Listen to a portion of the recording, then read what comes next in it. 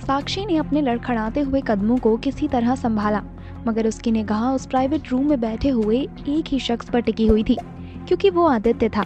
साक्षी को यकीन नहीं हो रहा था कि आदित्य उस प्राइवेट रूम में है, और वो भी रोहन के साथ। उसने सोचा, ओह, सब के सब एक जैसे हैं, तो एक साथ ही होंगे ना। साक्षी कुछ उदास भी हो गई। वो कहीं ना कहीं आदित्य को लेकर अपनी राय बदलना चाहती थी। एक बार के लिए वो अपनी आंखों पर विश्वास नहीं करना चाहती थी। उसे लगा था कि बीती रात उन दोनों के लिए ही कुछ खास होगी, लेकिन आज आदित्य को इस तरह की पार्टी में देखकर उसे जाने क्यों अपना विश्वास टूटता हुआ नजर आने लगा। वो बुदबुदाई, एक बार फिर मैंने गलत इंसान पर भरोसा कर लिया। पता नहीं हर बार मैं ही गलती क्यों करती हूँ। पहले रोहन और अब आदित्य।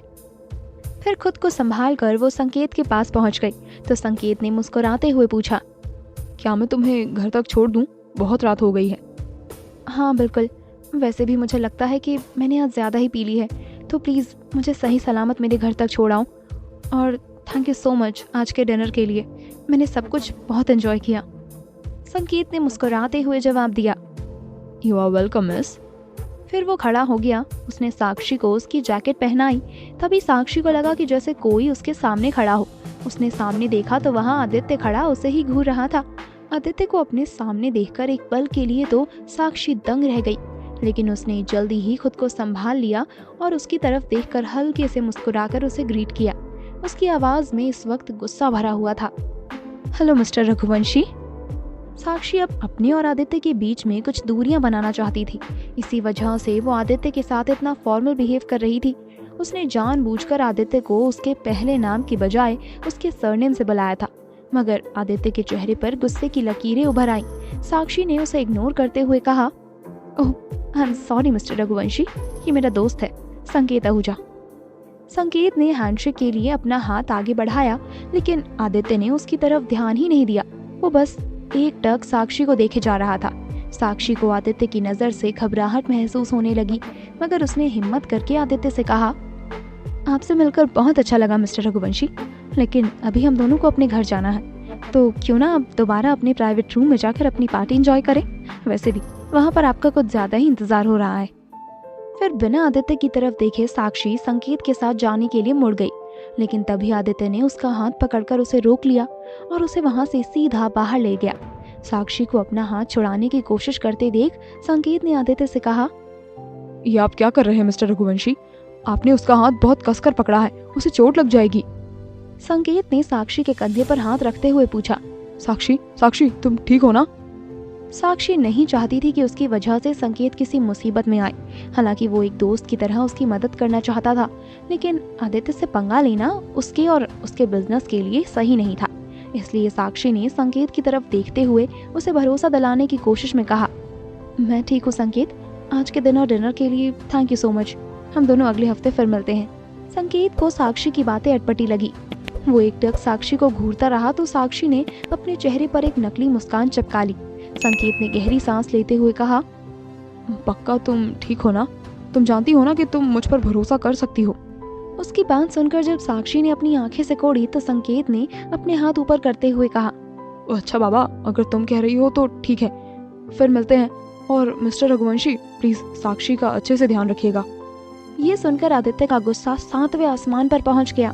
उसने साक्षी के साथ आगे जाते हुए एक जल्दी सी निगाह संकेत पर डाली और आगे बढ़ गया।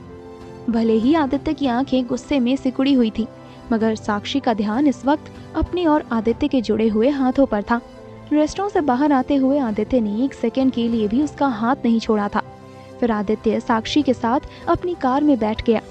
हमेशा की तरह आज भी विवेक और संकल्प आगे बैठे हुए थे। उन दोनों को देखकर साक्षी ने एक सुकून की सांस ली, मगर इस वक्त कार के अंदर का माहौल कुछ अजीब था। उन चारों में से किसी ने अभी तक एक भी शब्द नहीं बोला था। विवेक और संकल्प तो वैसे भी आदित्य के सामने ज्यादा नहीं बोलते थे, लेकिन आज साक्षी भी आदित्य के मूड को समझते हुए चुप ही थी। मगर वो आदित्य के साथ उसके घर नहीं जाना चाहती थी, तो उसने गाड़ी चला रहे संकल्प को उसे टैक्सी स्टैंड पर उतारने को कहा। संकल्प ने रियर व्यू मिरर से आदित्य की तरफ देखते हुए पूछा, सर क्या करना है? आदित्य ने कोई जवाब नहीं दिया। वो खामोश ही रहा। ये सब अब साक्षी पर बर्दाश्त नहीं हो रहा था। उसने खींचते हुए आदित्य से कहा, क्या है ये सब? तुम्हारी प्रॉब्लम क्या है? हर एक सेकंड में तुम्हारी मूड स्विंग्स होते रहते हैं। इस वक्त नाराज होकर मुझे बैठना चाहिए ना कि तुम्हें। अगर तुमसे कुछ पूछा है तो कम से कम उसका जवाब तो दे ही दिया करो।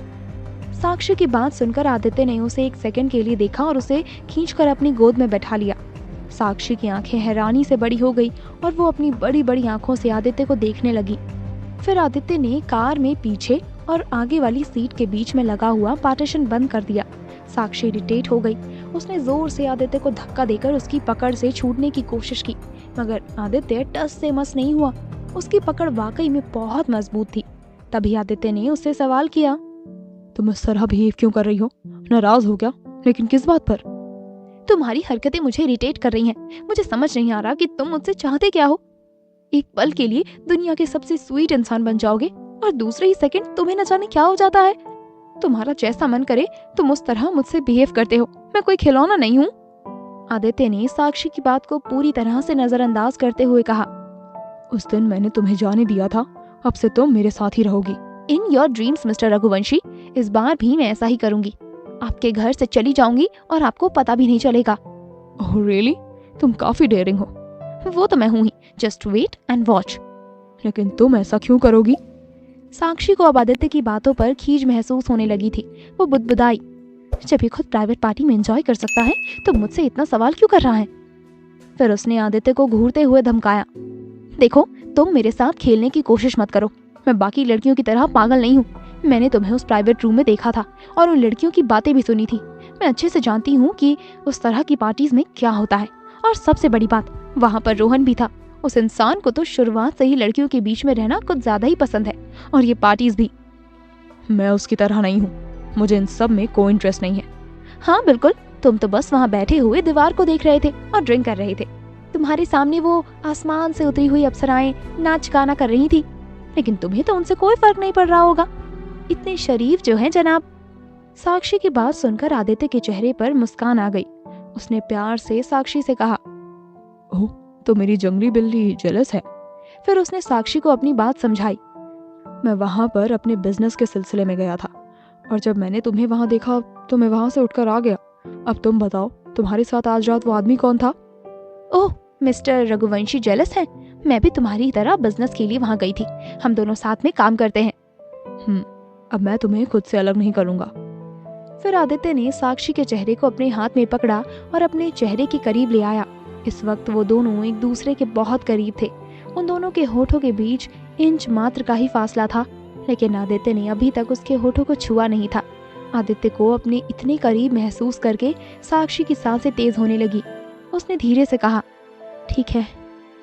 साक्षी की बात सुनते ही आदित्य ने उसके होठों पर अपने होठ रख दिए और उसे किस करने लगा।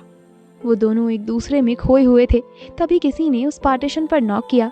साक्षी समझ गई थी कि वो दोनों आदित्य के घर पहुंच चुके हैं। आदित्य ने साक्षी के माथे को किस करके उसे खुद से अलग किया। फिर वो साक्षी को अपने साथ घर में ले गया।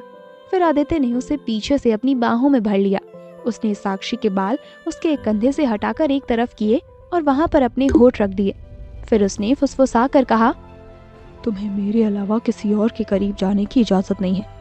तुम्हें छूने का, तुम्हारे करीब आने का हक सिर्फ मेरा है। और फिर साक्षी को अपनी तरफ घुमाकर उसके होठों पर अपने होठ रख दिए। फिर उसे अपनी गोद में उठाकर बेडरूम में ले गया। उन दोनों को ही समय का अंदाजा नहीं लगा। वे दोनों ही एक दूसरे की बाहों में सिमट गए। करीब आधी रात के बाद साक्षी की आंख खुली। उसने सोते हुए आदित्य की तरफ देखा, फिर धीरे से खुद को उसकी बाहों में से बाहर निकाला और उठने लगी तो आदित्य ने उसका हाथ पकड़ लिया। साक्षी उसे देखकर घबरा गई। क्या ये प्यार है या बस एक अटूट अट्रैक्शन? क्या साक्षी का दिल फिर से अपनी गलती दोहराने जा रहा था? क्या आदित्य साक्षी से प्यार करने लगा है? और अगर कल सुबह साक्षी को आदित्य से किसी नए सच का पता चला तो क्या ये रिश्ता फिर टिक पाएगा? जानिए आगे क्या होगा प्रतिलिपि FM के इश्क है सिर्फ तुमसे के अगले एपिसोड में।